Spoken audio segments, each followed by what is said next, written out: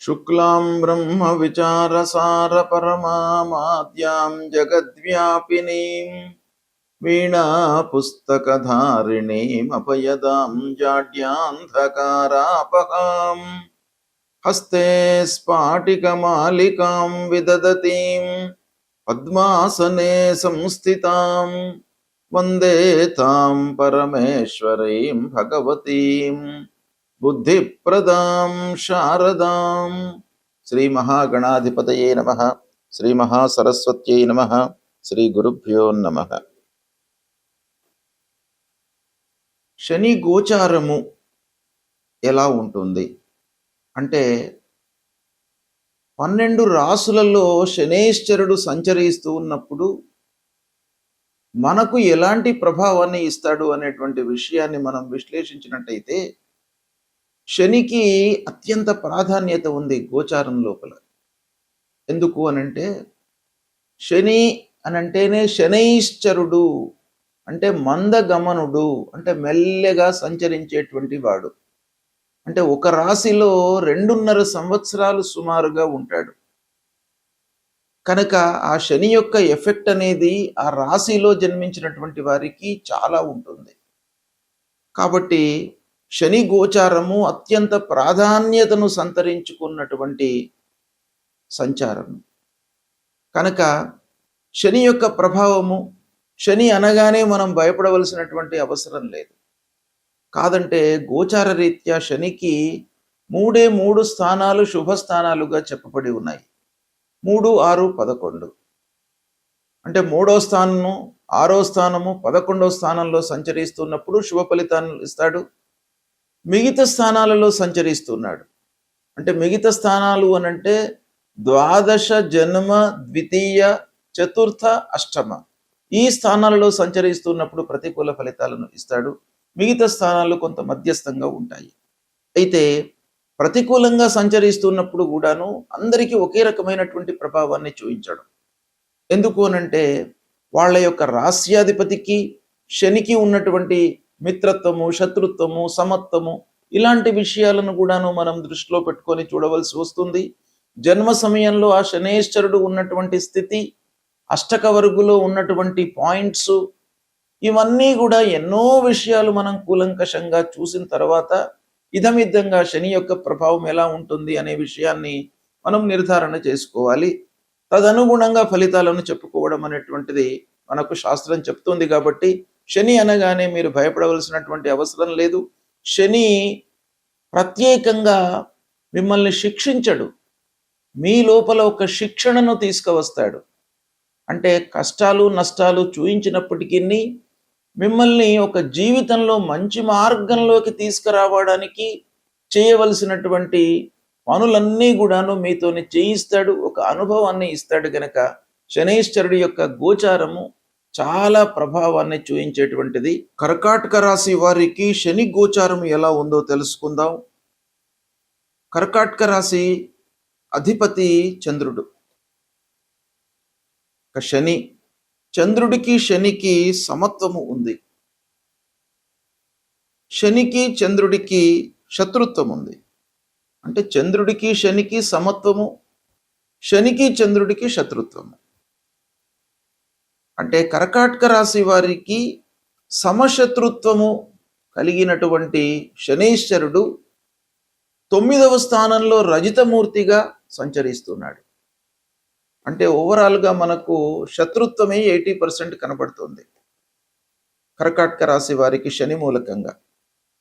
తర్వాత స్థానం కూడాను 9వ స్థానము భాగ్యస్థానంలో సంచరిస్తున్నాడు. కాబట్టి వీటన్నిటిని కూడాను పరిగణనలోకి తీసుకున్నట్టయితే మనకు ఈ కర్కాటక రాశి వారికి శత్రుస్థానంలో సంచరించడం మూలకంగా, భాగ్యస్థానంలో సంచరించడం మూలకంగా పనులు ఆలస్యంగా జరుగుతాయి అనేటువంటి విషయం మనకు ప్రధానంగా తెలుస్తుంది. మనం ఎంత ఎఫర్ట్స్ పెట్టినప్పటికీ పనులు అనుకున్న దానికంటే కూడాను ఆలస్యంగా ముందుకు వెళ్ళే అవకాశాలు ఉన్నాయి. ఇక రజితమూర్తిగా సంచరిస్తున్నాడు, ఇది కొంతవరకు కలిసి వచ్చేటువంటి అంశం. అయితే ఈ కర్కాటక రాశిలో జన్మించినటువంటి వారికి గురువులతో కానివ్వండి, తల్లిదండ్రులతో కానివ్వండి, సఖ్యత కొంత మీరు జాగ్రత్తగా ఉండాలి. అంటే సమాజంలో పెద్దవారితో మాట్లాడేటప్పుడు లేదా తల్లిదండ్రులతో, అనుభవజ్ఞులతో మాట్లాడేటప్పుడు మీరు కొంత జాగ్రత్తలు తీసుకొని మాట్లాడడం మంచిది. అనవసరమైనటువంటి మాటలు దొర్లినట్టయితే పనులు కావడం లోపల బాగా ఆలస్యమయ్యేటువంటి అవకాశాలు కనపడుతున్నాయి. కనుక న్యాయానికి పరీక్ష. మీరు చేసేటువంటి పనులకు ఎంతవరకు మీరు న్యాయంగా చేస్తున్నారు, ధర్మంగా చేస్తున్నారు అనేటువంటి విషయానికి ఇది పరీక్షా సమయం కాబట్టి మీ ఎఫర్ట్స్ బాగా ఉండాలి. చేసేటువంటి పని విషయంలో మీరు కూలంకషంగా ఆలోచించి దాని గురించి కంప్లీట్గా మీరు తెలుసుకున్న తర్వాతనే దాన్ని ప్రారంభించినట్టయితే సత్ఫలితాలు కలుగుతాయి. ఫ్రీక్వెంట్గా ప్రయాణాలు సంభవిస్తున్నాయి ఈ సమయం లోపల. అంటే 29 మార్చి 2025 నుండి 3/6/2027 వరకు కూడాను భాగ్యస్థానంలో సంచరిస్తున్నాడు. అంటే ఈ 2.5 సంవత్సరాలు 2027 జూన్ 3 వరకు ఉన్నాడు శని 9వ స్థానంలో. కనుక మీరు ఆధ్యాత్మికతను పెంచుకోవడం మూలకంగా శని యొక్క ప్రభావం నుండి మీరు విముక్తులయ్యే అవకాశాలు ఉన్నాయి. కష్టానికి తగిన ప్రతిఫలాన్ని పొందడం లోపల కొన్ని ఇబ్బందులు గోచరిస్తున్నాయి కాబట్టి మీరు ఎక్కువ ఎఫర్ట్స్ పెట్టాలి.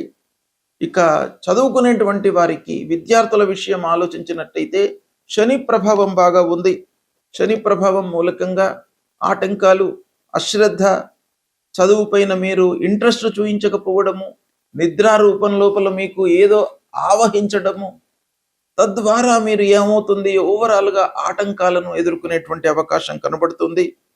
కాబట్టి సమాజంలో మంచి స్థితిలో ఉన్నటువంటి వారి యొక్క సహాయ సహకారాలు కూడాను ఈ సమయం లోపల కొంచెం తగ్గే అవకాశాలు ఉన్నాయి. కాబట్టి మీరు జాగ్రత్తగా మాట్లాడుతూ ఒక ప్రణాళికతో ముందుకు వెళ్ళాలి అనేటువంటి విషయాలు ఇక్కడ కనబడుతున్నాయి. అన్ని విధాలుగా ఆలస్యము అంటే విజయం చేకూరుతుంది, కానీ మీరు అనుకున్న సమయం లోపల విజయం జరగదు, కార్యసాఫల్యతను పొందరు. అంటే ఎప్పుడో ఫలితం వస్తే మనం అనుభవించడానికి కానివ్వండి ఇబ్బందులు పడుతుంటాము. అప్పటి వరకు రుణాల భారీ పెరిగిపోతుంది.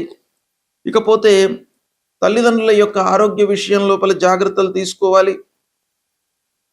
కొన్ని క్రమశిక్షణలకు మీరు అలవాటు కావాలి. ఈ శని తప్పకుండా మీకు కొన్ని ఇబ్బందులను క్రియేట్ చేస్తాడు. కనుక వాటన్నిటిని కూడాను మీరు చాకౌట్ చేసుకొని జీవితాన్ని ఒక ప్రణాళికాబద్ధంగా, ఒక నియమ నిబంధనలకు లోబడి మీరు పనులు చేయడానికి మీరు ప్రయత్నాలు చేసుకుంటూ ముందుకు వెళ్ళినట్టయితే చాలా సత్ఫలితాలు కలుగుతాయి.